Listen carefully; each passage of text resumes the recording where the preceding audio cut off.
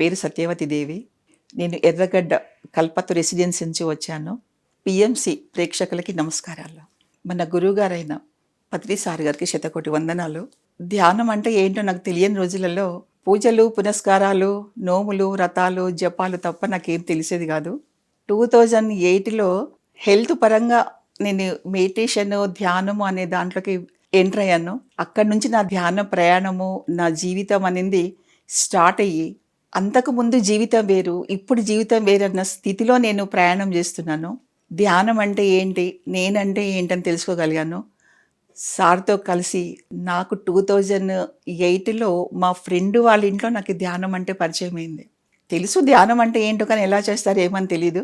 అక్కడ కూడా నాకు కరెక్ట్గా ఇన్ఫర్మేషన్ ఎవరేమి ఇవ్వలేదు. అక్కడి నుంచి నేను వెతుక్కుంటూ 108 సారు అని చెప్పేసి అక్కడ పిరమిడ్ సెంటర్కి వెళ్ళడము, అక్కడ సార్ నాకు ధ్యానం నేర్పించడము, అదంతా చాలా పెద్ద ప్రాసెస్. నాకు అదొక పరీక్ష సమయం అనమాట. ఆ టైంలో నేను నా జీవితానికి ఒక పరీక్ష. నేనున్న స్థితిలో ఏంటంటే నా బాడీ వేకేట్ చేసి వెళ్ళిపోవాలన్న స్థితిలో నేనున్నాను ఆరోగ్యపరంగా. అప్పటికి 15 ఏళ్ళ నుంచి నేను చాలా బాధపడుతూ ఉన్నాను. 6 నెలలు అయితే మొత్తము ఎవరైనా పట్టుకుంటే కానీ లేని స్థితిలో నా జీవితం ఎందుకు, ఇంకా నేను ఈ జీవితం చాలిస్తే సరిపోతుంది అన్న ఇదిలో నాకు ఈ ధ్యానము అనేది నాకు ఒకరింట్లో నాకు వాళ్ళు ప్రసాదించిన వరము. అక్కడి నుంచి నేను స్టార్ట్ అయ్యి శ్రీనివాస్ సార్ 108 పిరమిడ్, అక్కడ కూడా నాకు తెలియదు అడ్రస్. వెతుక్కుంటూ వెళ్ళి ఆ సార్ దగ్గర నుంచి నేను నేర్చుకొని 3 డేస్ అక్కడ గడిపిన తర్వాత మళ్ళీ మా ఇంటి దగ్గరలోనే కొంచెము ఒక 15 నిమిషాల దూరంలోనే ఒకరింట్లో కపుల్స్, వాళ్ళ సెంటర్ కాదు, వాళ్ళ ఇంట్లో నుంచి నేను ధ్యాన ప్రయాణము, ధ్యానం నేర్చుకోవడం అని నేర్చుకున్నాను. వాళ్ళ నుంచి నేను కొత్త జీవితం మొదలుపెట్టాను. వాళ్ళ నుంచి నేను నడక స్టార్ట్ చేశాను. నిజమైన నడక ఏంటంటే 2008 మే నుంచి ప్రసాదరావు, కనకదుర్గ మేడం వాళ్ళ ఇంటి నుంచి నా నడక, నా జీవితము, ఇదొక కొత్త జీవితము, కొత్త ప్రయాణము. నా నడకంత అక్కడి నుంచి. అంతకుముందు 53 సంవత్సరాల జీవితము అది ఒకవైపు. ఇప్పుడు ఈ 15-16 ఏళ్ళ నుంచి నడిచిన నా జీవితం అంతా ఇది ఒకవైపు. ఈ నడక నాకు ప్రయాణం చేసింది ఆ మేడం వాళ్ళ ఇంట్లో నుంచి, ఆ సార్ ద్వారా. తర్వాత మన పత్రి సార్ నాకు కొన్ని రోజుల తర్వాత నాకు పరిచయం అయ్యారు. నేను ధ్యానంలోకి వచ్చాక, నా కర్మ ఫలించిన తర్వాత, నేనేంటో తెలుసుకున్న తర్వాత అప్పుడు కానీ ఆయన దర్శనం కాలేదు. అక్కడి నుంచి అతనితో నా ప్రయాణం సాగుతూ ఉంది. అతను ఎక్కడ క్లాసులు ఉన్నా, ఎక్కడున్నా, ఇప్పుడు కూడా తనతోనే నేను నడుస్తున్నాను. తనే అనుక్షణము ధ్యాన జీవితం అని కాకుండా అనుక్షణము నాకు పత్రి దర్శనం అవుతుంటుంది. ప్రతి క్షణము, ప్రతిరోజు కూడా అతని దర్శనంతోటే నేను నా లైఫ్ని చేంజ్. అంటే అంతకుముందు జీవితానికి అది బాగానే ఉంది, ఇది బాగానే ఉంది, ఇది చాలా అదృష్టవంతమైన జీవితం గడుపుతున్నాను. నాకు అనుకోకుండా నాకు ఏమేమి కావాలో అన్నీ నాకు ధ్యానం ఇస్తుంది. కళ్ళు మూసుకుంటే ఏమొస్తుంది, నోరు మూసుకుంటే ఏమొస్తుంది, శ్వాస మీద ధ్యాస పెడితే ఏమొస్తుందంటే అన్నీ వస్తాయి. అది అనుభవంతో తెలుసుకుంటే మనం ఏం అడగక్కర్లేదు, కోరుకోక్కర్లేదు, ఎవరిని బతిలాడుకోవాల్సిన అవసరం లేదు. మనకి ఏది అవసరమో అది నాకు అలా వస్తూ ఉంది. అది నేను అనుభవిస్తున్న అనుభవం ఎవరు అనుభవించిన వాళ్ళకే తెలుస్తుంది తప్ప చెప్పినా కానీ ఎవరికి అర్థం కాదు అదేం అనుభవిస్తున్నాను, ఏ ఆనందంలో ఉన్నానని. నా జీవితమే నాది, నాకే ఒక విచిత్రం అనిపిస్తుంది అనమాట. అంతకుముందు జీవితం ఎలా గడిపాను అదే ఆనందమైన జీవితమే. ఇప్పుడే ప్రశాంతమైన జీవితం ఇప్పుడు నేను గడిపేది. ఎలాంటి సంఘర్షణ లేకుండా, ఎమోషన్స్ లేకుండా, ఏమి ఇక్కడ చాలా చాలా ప్రశాంతంగా ఒక నది ఎలా ప్రవహిస్తుందో అలాంటి జీవితం ప్రస్తుతం నేను గడుపుతున్నాను. అంటే ఇదంతా ఎవరి నుంచి వచ్చింది? నాకు ఈ ధ్యానం ద్వారా. ఈ ధ్యానం ఎక్కడి నుంచి వచ్చింది? మన గురువుగారి ద్వారా. గురువుగారు చెప్పిన దాన్ని నా కర్మ ఫలించే వరకు నాకు ఆయన దర్శనం కాలేదు. తర్వాత నేను ఆ దాంట్లోకి వచ్చాను.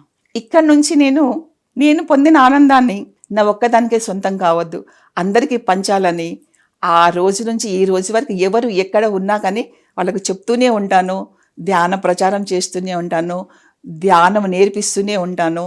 నాది ఇదే ఒక ధ్యేయం అనమాట. నేను చేసే నా జీవిత రోజువారీ కార్యక్రమంలో ఒకరికైనా నా ధ్యానం నేర్పియాలి.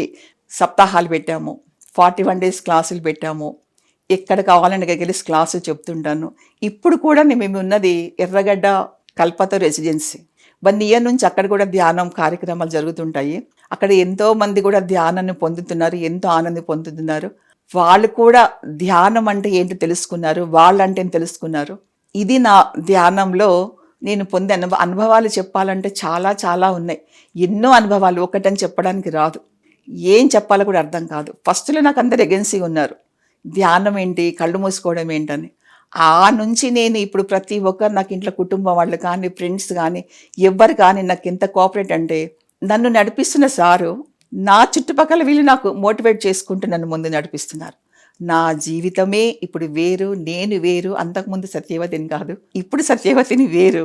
ధ్యానంలో నా అనుభవాలు చెప్పాలంటే చాలా ఉన్నాయి. ఏం చెప్పాలో కూడా నాకు అర్థం కావడం లేదు. ఎలా చెప్పాలో కూడా నాకు అర్థం కావడం లేదు. ఒకటి కాదు, రెండు కాదు. ఏది కానీ గనుక జరుగుతుంది చూడమని చెప్పారు సారు. జరుగుతుంది చూసుకుంటూ ఉన్నాను. ఆ చూసుకునే దాంట్లో నాకు ఏం కావాలి? నాకు ఏది వద్దు. అది సారిస్తున్నారు, నేను తీసుకుంటున్నాను, స్వీకరిస్తున్నాను, అనుభవిస్తున్నాను.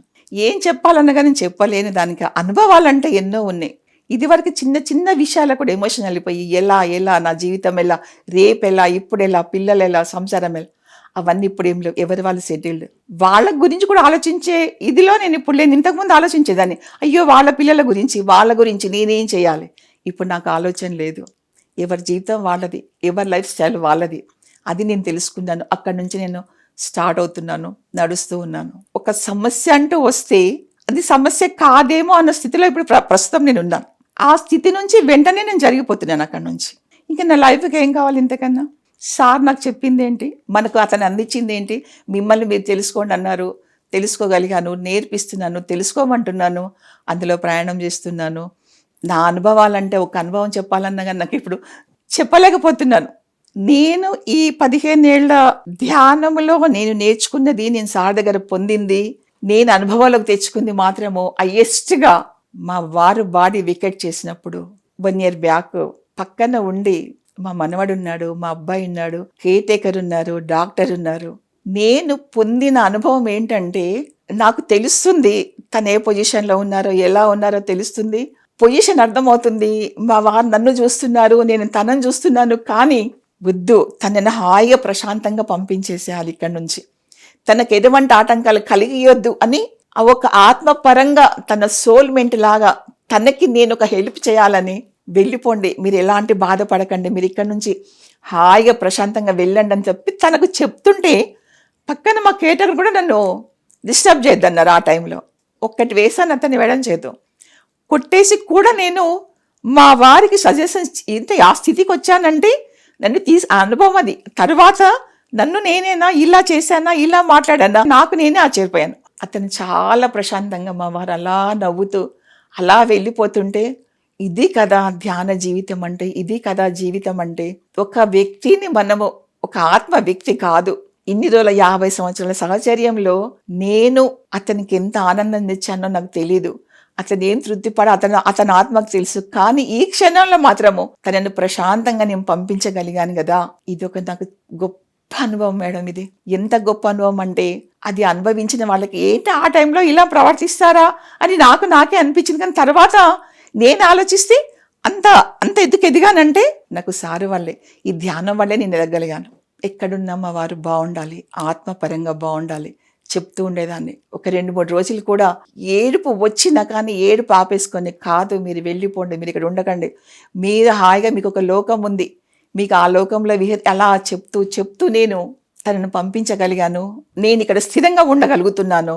అతను లేరు అన్న బాధ నా మనసులో ఉంది, కానీ వదిలేసుకొని ఈ అనుభవంతో నేను ఉన్నాను అంటే, నాకు ఈ ధ్యాన శక్తి నాకు తప్ప వేరే శక్తి కాదు. అక్కడి నుంచే నా ప్రయాణం సాగుతుంది. ఈ అనుభవాలు చెప్పాలంటే చాలా చాలా ఉన్నాయి. ఏం చెప్పాలో కూడా నాకు తెలియడం లేదు. కాకపోతే అప్పటి జీవితం వేరు, ఇప్పటి జీవితం వేరు, ఇలా నడుస్తుంది నాది. ఈ అవకాశం ఇచ్చిన పిఎంసి ఛానల్ వాళ్ళకి కృతజ్ఞతలు. మన గురువు గారికి శతకోటి వందనాలు.